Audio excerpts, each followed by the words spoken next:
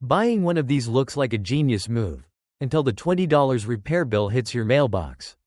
These 6 sports cars are legendary, gorgeous, and absolutely toxic. They aren't just bad investments, they are financial suicide on wheels.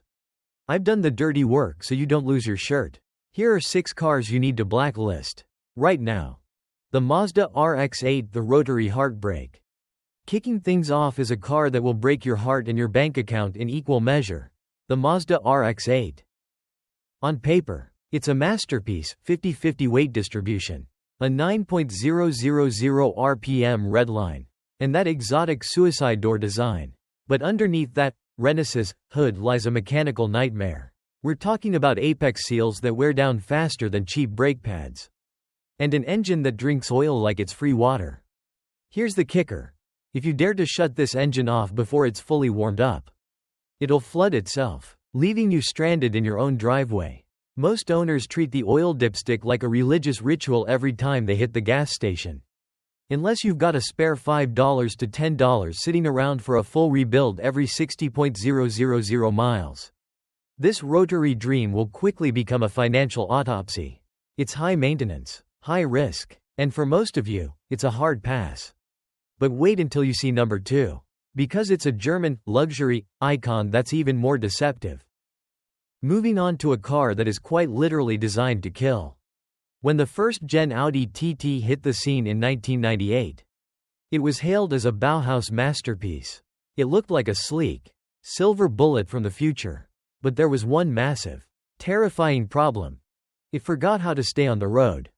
At high speeds, this car suffers from a fatal aerodynamic flaw.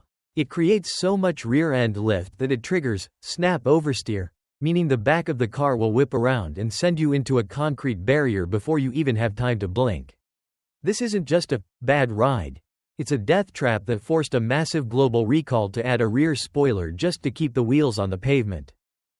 And if the aerodynamics don't get you, the repair bills will. Between the shattered timing chains on the 1.8T and VR6 engines, ghost-like electrical gremlins, and a quattro system that fails more often than a New Year's resolution, you'll be praying for a Subaru within a month.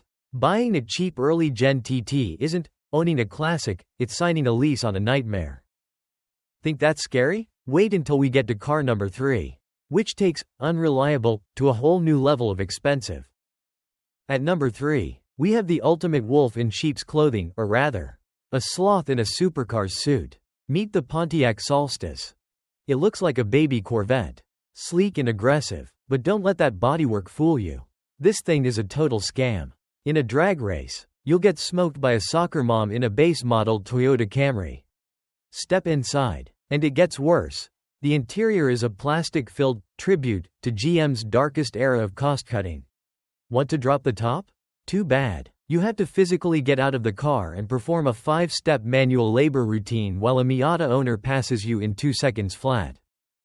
But here's why this car is actually dangerous: the infamous ignition switch failure. This isn't just a glitch, it's a killer. The engine can literally shut off while you're cruising at 70 miles per hour, killing your power steering and disabling your airbags. This defect has been linked to at least 13 deaths in the US alone. Buying a Solstice isn't just a bad car choice, it's a gamble with your life. And if you think a deadly ignition switch is bad, wait until you see the British Legend at number 4 that will leak more than just your bank account. Next up, we're entering the world of cheap luxury, the most expensive trap you'll ever fall for. You see a Mercedes SL 600 with a screaming V12 for under $15 and think you've made it? Run fast. This isn't just a car, it's a financial parasite. We're talking about an $850 oil change and a set of fuel injectors that cost a staggering $12. But the real budget killer is the active body control suspension. When it fails, and it will, the repair bill will literally cost more than the entire car is worth. And for the grand finale of German over-engineering, Mercedes used biodegradable wiring harnesses in these years. That's right. Your car's electrical nervous system is designed to literally rot and crumble into dust while you're driving. Buying a used SL 600 isn't living the high life, it's an invitation to a bankruptcy hearing. But don't reach for that checkbook yet. Because number 5 is a Maserati that's so notoriously bad. It makes this Mercedes look like a Toyota Corolla. At number 5, we have a car that took its name a little too literally, the Pontiac Fiero.